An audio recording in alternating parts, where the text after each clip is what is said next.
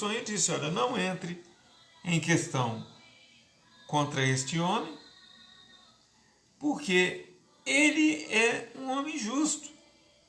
Você vai estar entrando em algo que vai complicar a sua vida, porque ele é um homem justo. Eu tive um sonho com ele.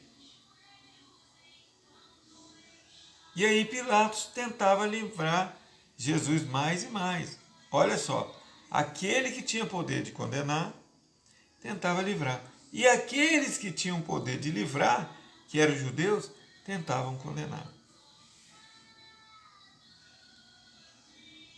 Pilatos dizia: mas como nós vamos condenar esse homem se há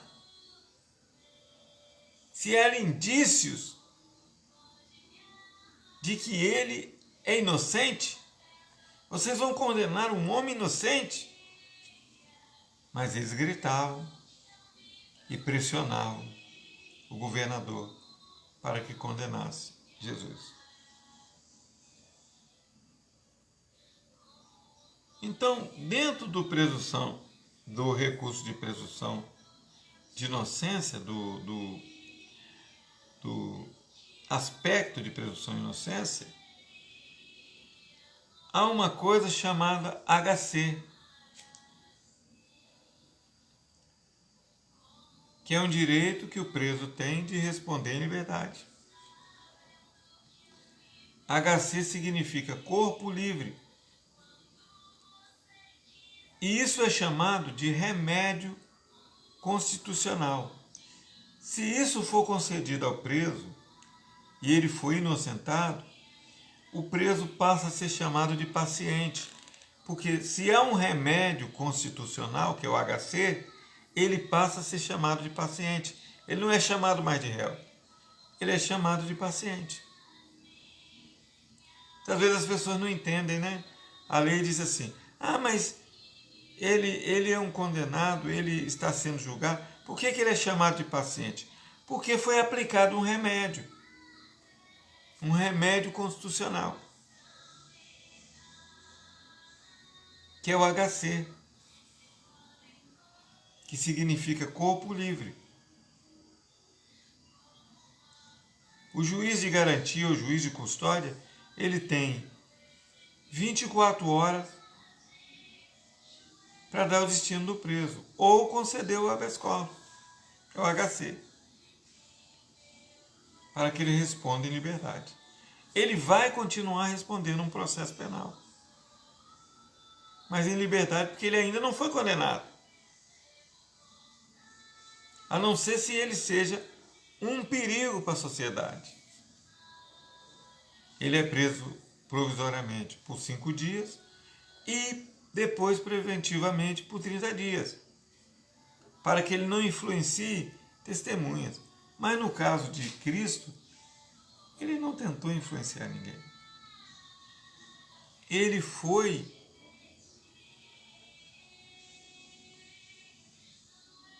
seguindo o caminho para o Gólgota.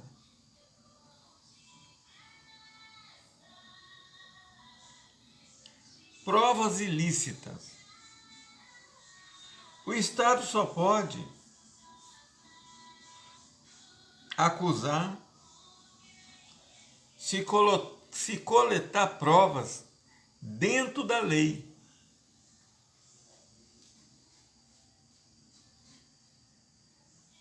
Os fins não justificam os meios. Então, se um jurista, se um juiz, se um promotor de justiça, ele coleta prova por meios ilícitos, provas ilícitas, mesmo que sejam provas, mas ele coletou de forma ilícita, sem uma ordem judicial, sem um inquérito, ele não vão valer de nada essas provas. Porque não foram provas coletadas mediante o Estado republicano que autorizou tais provas.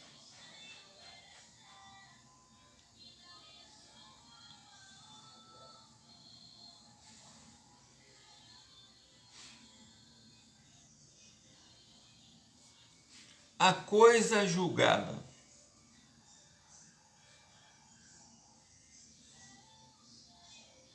A coisa julgada não tem jeito. Se já foi julgado, não vai ter outro processo. Porém, existe uma coisa chamada revisão criminal. O julgamento não terá mais, mas poderá ter uma revisão criminal. Se a pessoa foi inocente, ficou lá dentro 3, 4, 5 anos dentro da cadeia, e se houve uma revisão criminal, alguém trouxe um fato novo, provando que ele é inocente, então o juiz vai conceder liberdade. Se chama revisão criminal. Mas Jesus não teve nada disso, porque ele não quis.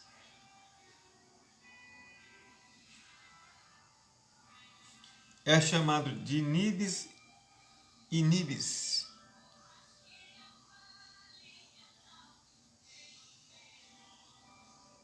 A revisão criminal retira o crime. Agora, o juiz ele não pode repetir a pena. Por exemplo, ele fez isso, eu vou condenar ele a isso. Ele fez a mesma coisa, eu condeno mais isso. Ele fez a mesma coisa, eu condeno a mesma coisa. Ele não pode condenar 3 vezes por um mesmo delito. Isso se chama agravante. Ele não pode agravar a situação do preso se o preso não cometeu nada que agrave a sua situação. Ele não pode ser colocado uma pena sobre ele que ele não cometeu. Tem que ser julgado por aquilo que ele cometeu. Mas aí eu pergunto, qual era o crime que Jesus cometeu? Que crime Cristo cometeu? Nenhum.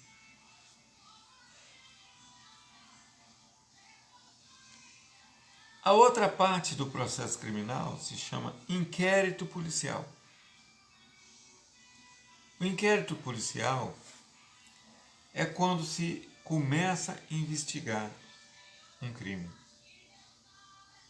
Aí esse inquérito forma um processo. E aí vai para outras instâncias e começa a correr. Muitas vezes um processo ele é longo e uma pasta larga, ou 10 pastas, ou 5 pastas. Mas ali dentro está o inquérito. São as primeiras investigações.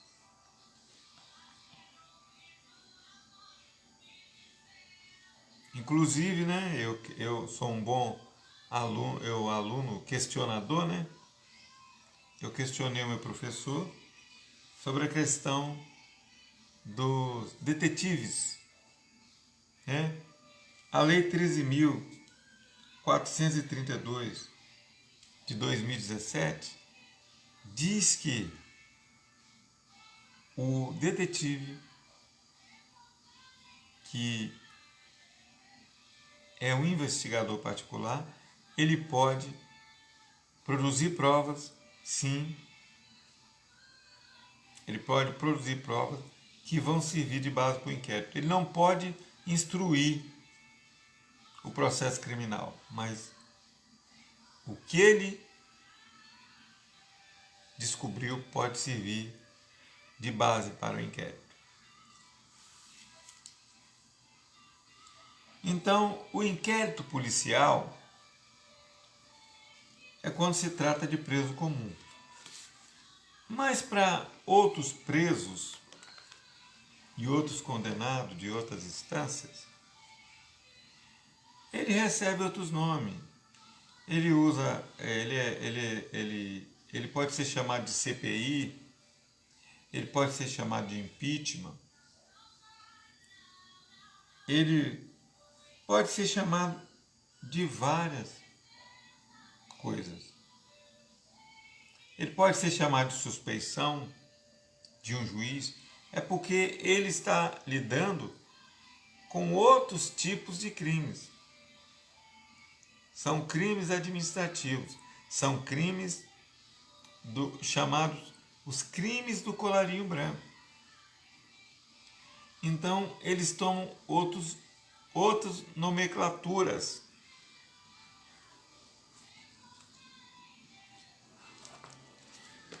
Mas e Jesus? Agora eu quero falar um pouquinho sobre a questão de Pilatos e Cristo. Apesar que houve uma queda depois do ano 7 depois de Cristo, onde o império, o alto império, começou a ter uma decadência, chegando a Constantino em 322 depois de Cristo. Quando Constantino ele deu uma de que era um cristão e permitiu que o cristianismo avançasse dentro de Roma, Roma já estava perdendo a sua força.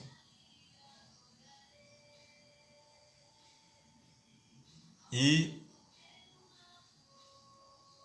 nós chamamos esse período de Baixo Império, porque imperadores mais fracos, que não tinham aquele poder de decisão, eles começaram a criar leis, mas que não tinham tanto impacto quanto os primeiros, como César Augusto, como Nero, como outros, do chamado Alto Império. Tanto que Constantino, depois de se decepcionar com o Império Romano, ele funda um outro império germânico chamado Constantinopla, cuja base era Constantinopla, que hoje é a Turquia europeia. Mas eu estou falando tudo isso para que a gente tenha uma visão do que foi o sofrimento de Cristo. Vejam que Cristo, ele fez o caminho inverso. Ele veio, de acordo com Filipenses capítulo 2, ele era Deus, se fez homem, se fez servo, foi até a morte e morte de cruz. Então, aquele que tinha o poder de julgar, ele foi julgado.